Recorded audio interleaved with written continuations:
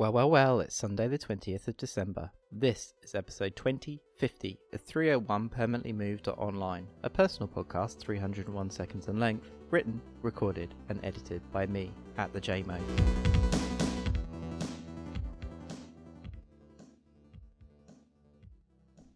We made it 50 weeks, 50 podcasts in a row. This show is a little late this week, as you can imagine, a combination of just that time of year on top of the utter shit show that was Jupiter following Saturn into Aquarius yesterday. Well, that's this year done, by clock and calendar time at least. By plot time, it still has some ways to run. Firstly, I'd like to say a big thank you to everyone who is listening and for following along this year. This little one-man band of a 5-minute podcast is closing out 2020 with 44,000 downloads to its name, which is a big number by anyone's estimation. Excluding the audio essay, This Is It, the most popular episodes by downloads I've made this year are 2028, Do You Remember MSN? 2019, Animal Crossing is the Place for Taste. 2008, Roll for a Thought Leadership Check. Which is interesting given the type of episodes that they are, the shape of them, and their subject matter. For whatever reason, the episodes that I'm the most proud of making are always the ones that get shared and liked the least.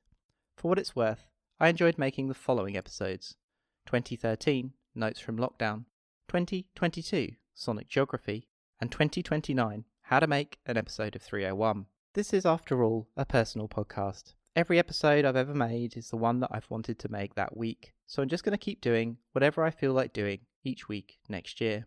Secondly, this episode's script has been a struggle.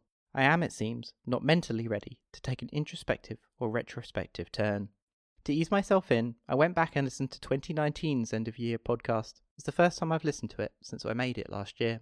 I said that I wanted to institute some new normals in my life for 2020. They were New Year's resolutions or goals of sorts.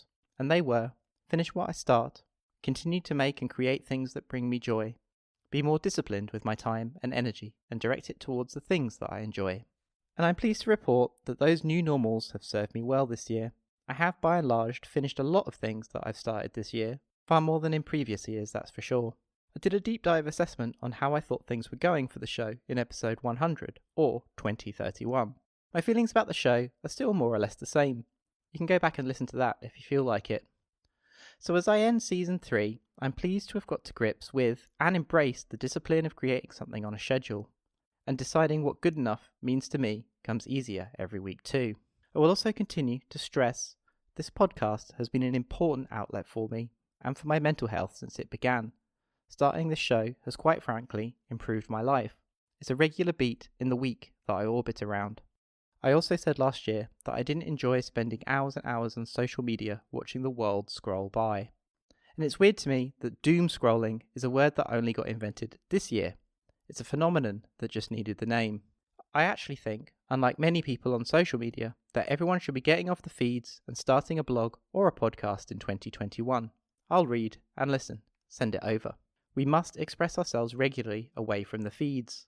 Lockdown has turned the dials on this for many people, and I sense a lot of momentum and energy in the air, and I can't wait to see where it leads. There's a lot more I'd like to say about this year as a whole, about making this show, about writing and blogging in general, about selling my first sci-fi story, and writing a novel. So I'll talk about that in my usual end-of-year blog post.